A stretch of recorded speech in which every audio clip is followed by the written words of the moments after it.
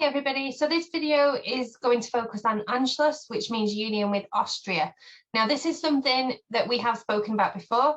Hitler tried to achieve Anschluss in 1934 in an incident called the Dollfuss Affair, where he tried to persuade Austrian Nazis to cause havoc in Austria, and they ended up killing the Austrian Chancellor, who was a fascist, but he wasn't a Nazi, and that failed. Hitler became disassociated with the Austrian Nazi Party because of what they'd done, and Hitler wasn't strong enough at that time to actually achieve Anschluss. And one of the main reasons that that attempt failed was because Mussolini had blocked him from doing that, because Mussolini was supporting Dollfuss and the fascist government in Austria. Now, since then, in 1936, we have the Rome-Berlin Axis and then the Pact of Steel. So in 1939, so this is, we can see a blossoming relationship between Hitler and Mussolini. So Mussolini, pivotally, is no longer in Hitler's way. So Hitler has opened the way for him to achieve Anschluss, and that's exactly what he does in 1938. But it's not a straightforward process. It involves a plebiscite, which we'll have a look at. Now, this is a story, and it's split up into sections on this, and basically you will have to learn the story, and a good way of doing that is to break it down into chunks and then to be able to retell it. Okay, so we're going to have a look at it in sections, then we're going to do some cartoon analysis on a cartoon which demonstrates Anschluss. So first of all, why does Hitler want to achieve Anschluss? So Austria had ruled Germany for 600 years. They had similar cultures and a shared language. Now, there's two definitions of nationalism. One definition is when you are proud of your country, you are, it's like a form of patriotism. Another form of nationalism is believing that countries with a shared heritage, language, history, that sort of thing, should be one country. And this is the form of nationalism that we're talking about when we're talking about Anschluss, because they do have these similar cultures, they're right next to each other. And Hitler is from Austria, and he believes that Austria and Germany should be one. So they had united in the First World War, and Hitler had been born in Austria. He believed that the two countries belonged together, and he wouldn't rest until he had achieved Anschluss.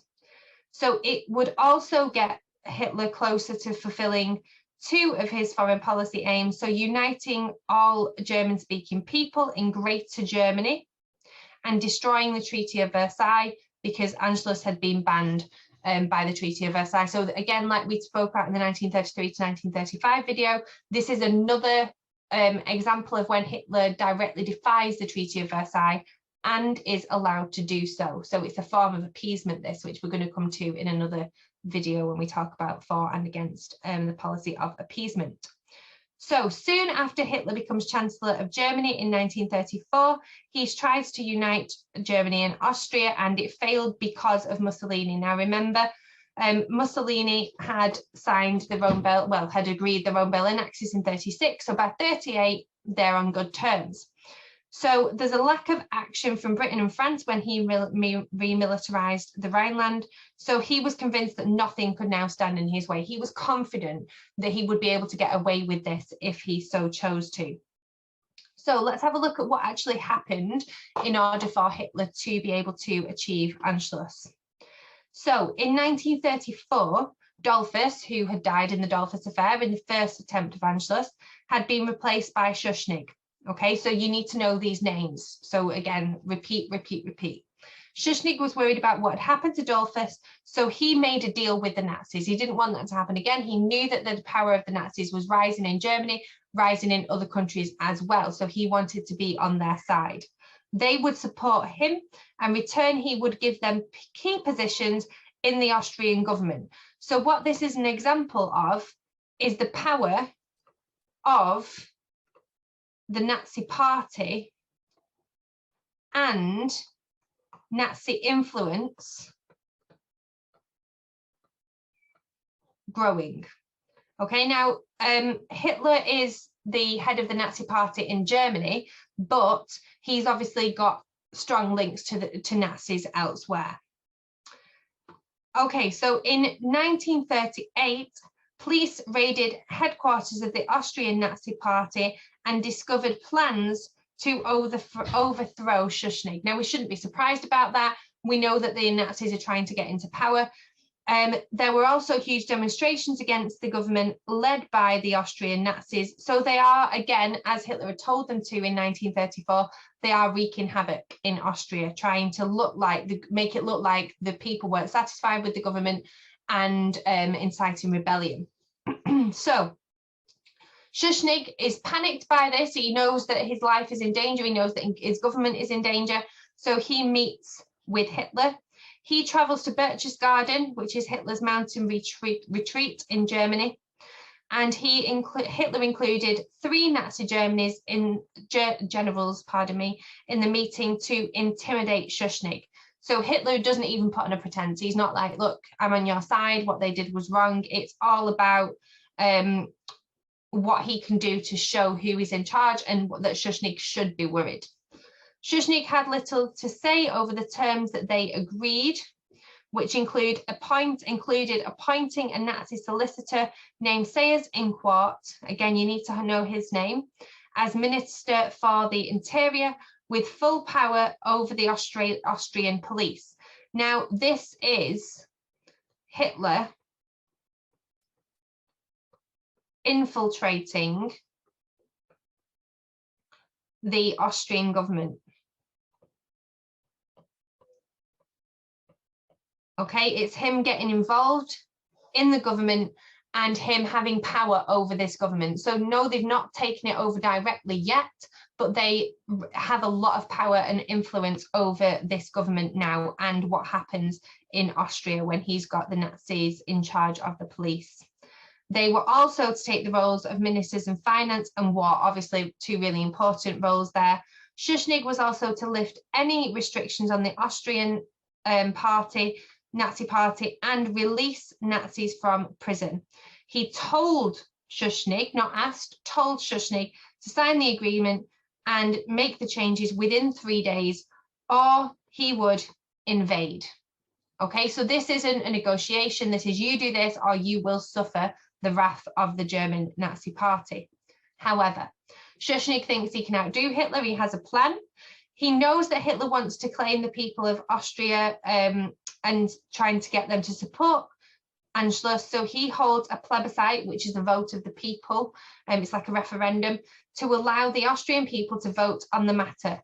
If people would vote against Anschluss, then Hitler would lose his excuse to invade, because his excuse to invade is that everybody wants this to happen. So Schuschnigg says, well, let's have a vote. Let's prove that people don't want this to happen. So on the 11th of March 1938, Hitler demanded that the plebiscite be postponed. So he doesn't say, no, you can't do this. He just says, don't do this now. Schuschnigg agrees, fearing that he would not be supported by Britain, France or Italy if he defies Hitler. So he doesn't want to say no because he doesn't want Hitler to invade. Hitler then forces Schuschnigg to resign and makes sure that Seyss-Inquart, remember the Nazi leader, to take over as Chancellor. So the same day, Seyss-Inquart becomes Chancellor and he claims that Austria was in a state of chaos because of the havoc that had been caused by the Austrian Nazis rebelling, and requested German help to restore peace. Now that's really, really important because Anschluss is not an invasion, okay? It is one government asking the Germans to go in and help them, okay? Asking them to go and help. So let's see what happened next. So on the 12th of March, Nazi troops invade Austria. However, it was badly planned, with tanks having to stop at Austrian petrol stations to fill up with fuel and commanders using tourist guides to find their way to the capital. So not a single drop of blood was shed and people cheered for the troops. So again, really, really good for propaganda for Hitler, because this is very similar to the reaction that he got when he entered the Rhineland. Positive. People want us here. Okay, nobody's arguing about this, so let me do it. So again, they got gifts and flowers. Mussolini stayed true to the anti-Comintern Pact and did not oppose the Anschluss, which is what he did the first time round. So Hitler does have the plebiscite, he does have the vote, because he wants this to be, look, people want us here. He doesn't want it to look like a full-on invasion. So he has a plebiscite that he had discussed with Seyss-Inquart. Now, there was a heavy presence from Nazi stormtroopers, and 99% of of Austrians voted in favour of Anschluss. Now, just to hit home with how sort of I can't think of the word now, favoured to one side this was, the word will come to me. This is the voting card. So this is the voting card used during the plebiscite in April 1938. The writing asks people whether they agree to the Anschluss and accept Hitler as their Führer. So the large circle says yes, the small circle says no. So which one do you think you're supposed to put your cross in? It's obviously the big one. And if that wasn't enough for you, that blatantly spelled out for you on a piece of paper which one you were supposed to, the Nazi stood behind you with a gun, checking what you were voting for, is probably going to sway you to putting your cross in that big circle. So it was a landslide victory for the Nazis, but how many Austrians would have genuinely voted for the Anschluss if it had been their, their choice out of their free will, is obviously debatable, because that wasn't the case at all. It was a rigged was the word I was looking for. It was a rigged election, in that people were forced to come to this conclusion. So we're just going to finish by having a look at a cartoon about the Anschluss. So this is drawn by the British cartoonist Bernard Partridge, and it was written for a satirical magazine, being one that pokes fun out of serious events, Punch, in February 1938. If you are looking for some sources to have a practice at source analysis with, go on the Punch website. Their archive is absolutely fantastic. So it shows Hitler as a poacher stealing Austria. Okay, so this is Hitler here, and he is carrying Austria on their back, and it says here, strictly preserved. So he's gone into an area and he's just taken what he wants for himself. So Mussolini is shown as a bad gamekeeper, failing to stop him. Mussolini has no intention of stopping him. So let's have a look at the analysis of this cartoon. So we know that in 1938, Hitler marched into and took over Austria. So this event is forecast in the picture. A farm by the cartoonist showing Hitler as a poacher who has stolen or killed a deer labelled Austrian integrity. So he's taken away the wholeness and the independence of Austria. Austria is a lovely, fragile and vulnerable deer. So Hitler is portrayed as, by destroying this and taking advantage of it, doing a cruel and a bad thing to a fledgling nation. Okay. So as it says here, in fact, this is important. This is why interpretation is important, because in fact, Austria was not a free country and not even a democracy. It was actually a fascist government. So Hitler had tried in 1934 to take over Austria, but on that occasion he'd been foiled by Mussolini. Those who had moved 3 divisions of the Italian army to, whose had moved 3 divisions of the Italian army to the border and forced him to give up the attempt at Anschluss. However, Hitler and Mussolini are allies, and Mussolini, whose job was to stop poachers as he did in 1934, but this occasion he is turning a blind eye and he's allowing Hitler to get away with the Anschluss. So it's an anti-appeasement cartoon, as I said before. It's saying, why are you letting Hitler get away with this? Nobody is stopping him. Everybody is just standing by and letting him get on with what he wants to do. So why doesn't somebody do something to stop Hitler doing this? And that's something that we're going to come back to. Why, time and time again, was he allowed to do things that he actually wasn't allowed to do according to the Treaty of Versailles? And it's set in a mountainous area that is clearly the Alps. So we straight away realise that the cartoon is commenting on Austria and Anschluss.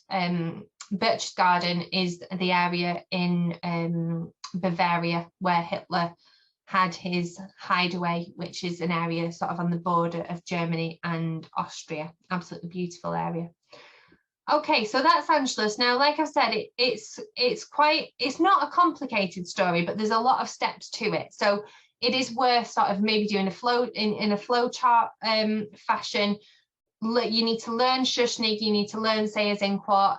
It's those key characters. If you were asked to write an account of how the Nazis completed Anschluss, you would need to know those key names. So it is worth just going over that story, telling it to your family, maybe not telling it to your friends.